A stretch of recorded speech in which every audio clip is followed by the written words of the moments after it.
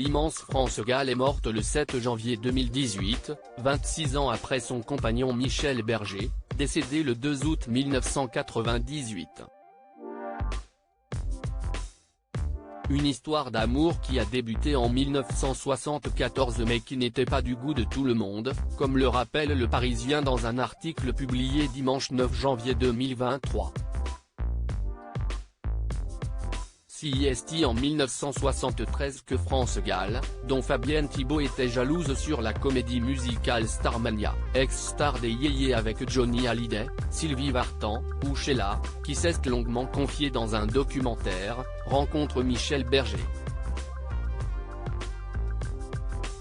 L'auteur-compositeur de talent, qui a eu 3 amours dans sa vie, a notamment collaboré avec Françoise Hardy, dont la santé décline malheureusement.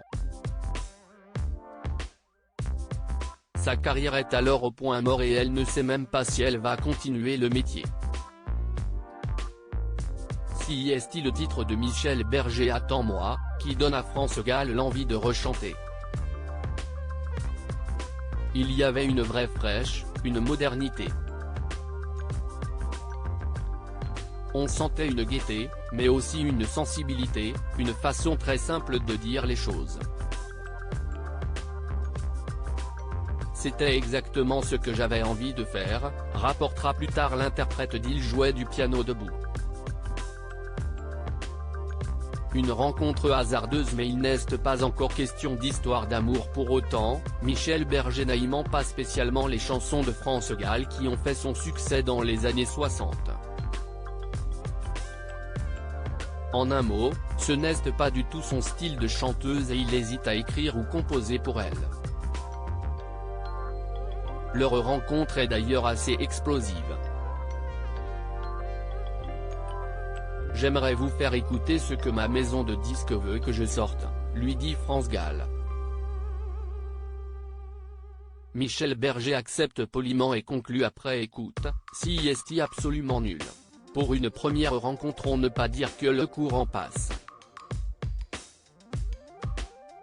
Il faut dire que Michel Berger a plutôt l'habitude de travailler pour des chanteuses à texte comme Véronique Sanson, mariée un temps à Pierre Palmade, dont il a produit les 2 premiers albums, Amoureuse et De l'autre côté de mon rêve, et qui fut sa compagne de 1967 à 1973. D'ailleurs, lorsqu'il rencontre France Gall, il vient tout juste d'être quitté par Véronique Sanson.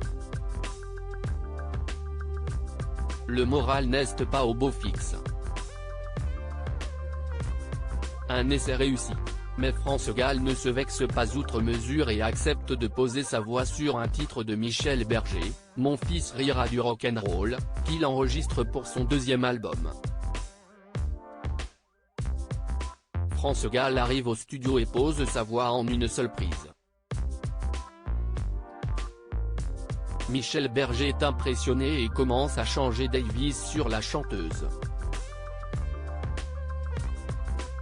Bien plus tard, lors d'une émission de télévision, l'auteur-compositeur avouera « Je fais une musique très spéciale avec un balancement dans les mots assez particulier, et il y a très peu de gens qui peuvent le chanter, elle est tellement fantastique ».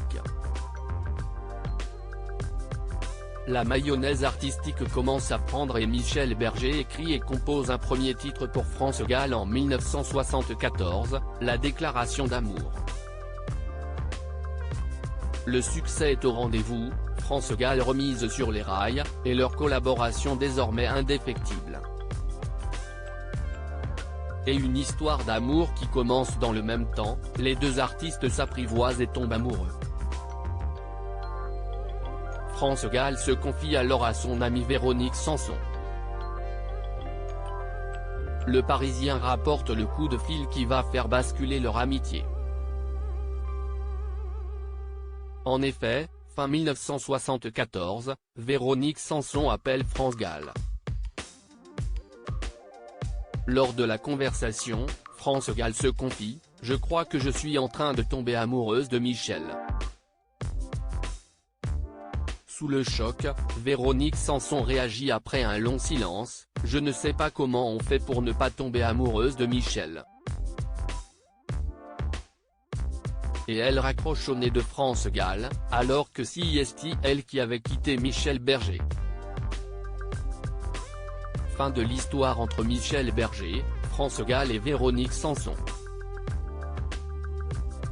À partir de là, les relations entre les trois seront très tendues.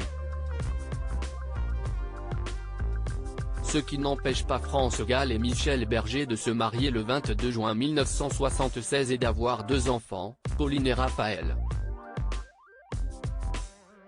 À lire aussi Michel Berger, avant Véronique Sanson et France Gall, son idylle avec la jeune chanteuse Vanina Michel.